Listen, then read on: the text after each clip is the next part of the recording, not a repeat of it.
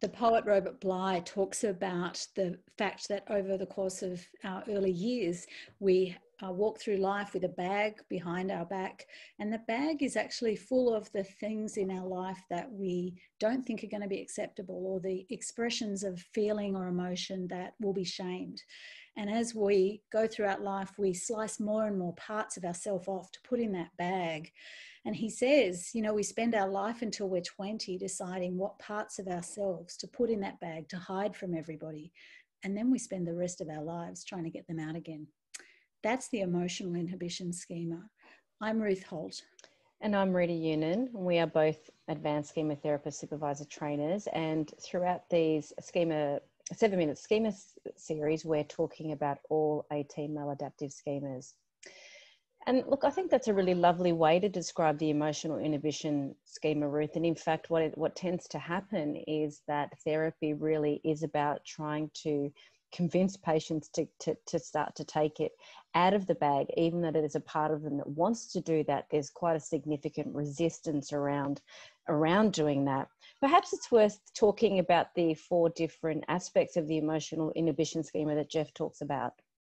Yeah, that's right. It can be a range of different things. You know, for some clients, they've learned that their anger is the part of them that they need to put in that bag, that they can't express anger or a sense of this is not okay for me. Maybe they had very controlling parents or enmeshed parents who wouldn't let them have their own experience of anger.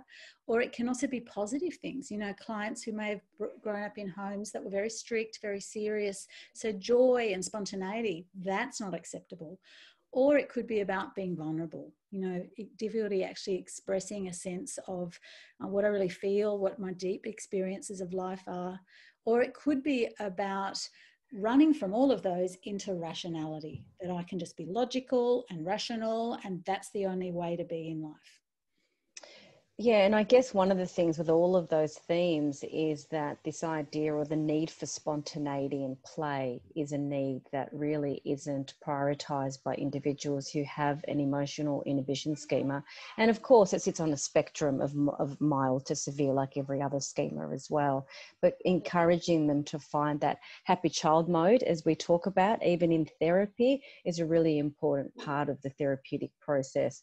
For some individuals, they might be so rigid and fixed on rituals and routine and performance. And those type of individuals sometimes meet the criteria for obsessive compulsive personality disorder, for example.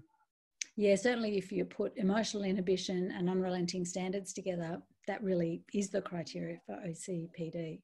So yeah, I think you're right. There's, you know, sometimes people have presented to me saying that their partner feels like they don't know them, that they kind of don't feel able to connect with anyone, don't feel able to be intimate, because, you know, one of the things we know is that vulnerability equals intimacy. Whereas if you've been taught to not show vulnerability, it's really hard to experience intimacy. And so sometimes I've had clients who've presented, and this is their schema that they're trying to really undo and learn how to be vulnerable, learn how to develop intimacy. I guess the other way I sometimes see this presenting is clients who maybe have this emotional inhibition schema can often be attracted to clients who have emotional deprivation schema. So they're actually attracted and have schema chemistry for someone who never feels like they're going to have those emotional, intimate connections. And it's actually, it fuels it because, you know, the person who's emotionally deprived can often get really angry, hurt, critical, trying to make that partner open up. And then the emotionally inhibited partner looks at that person and thinks, I don't want to do that emotion thing that you're doing. That looks crazy, or that's too much. And so they can kind of reinforce each other and really polarize each other. Or there's, I think, another sort of schema chemistry pattern that you were talking about earlier, Rita. Yeah, so rather than kind of the emotional deprivation, but rather somebody who's really emotionally intense and impulsive, and it's the very thing that there's a part of them that wants to be more like that, but finds it really difficult, and so therefore is attracted to somebody who has those qualities. But again, it's the very thing that polarizes them down the track as well. Mm. So we want to really learn, where did this come from? Was it a cultural issue? Was it a family issue? Being shamed by someone? That gives us really rich targets for imagery rescripting, where we can actually go and allow that child to express those emotions that they were not allowed to, and also challenge that parent or bully or even culture that said you should never be like that. We can do some letter writing. We can, start to give permission to express emotions. And I guess that's where the therapy relationship is super important, because you want to encourage those expressions of emotion. So often with clients, who've had that emotional inhibition with anger, I want to say, I welcome your anger. I want it in the room. Let's see if we can bring that out and do some imagery to try to help you get that expression of anger. Yeah, absolutely. That's a really important part of the process. And there are certain cultures that do kind of encourage emotional inhibition, that's a sign of strength. And to have emotions is weakness, essentially.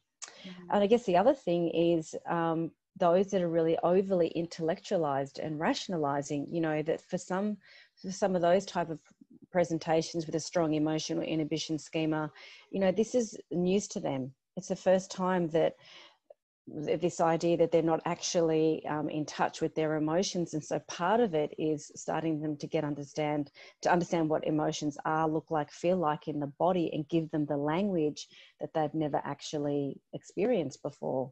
And that's really bringing that more spontaneous child, vulnerable child, but also happy child out a bit more. So giving permission to feel, to try things out, behavioral kind of interventions are great for that.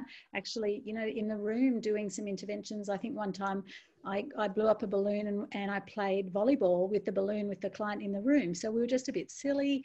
We made mistakes. We laughed. So it's helping that person to really start to let go in a way that they've not been able to before. Yes, playing games, is something that we're not encouraged to do as therapists as well. But absolutely, I've, kind of played Jenga, for example, with patients. Again, just an opportunity to just do something spontaneous that doesn't have this kind of serious tone that's sometimes how it might present in the room as well with patients with an emotional inhibition schema.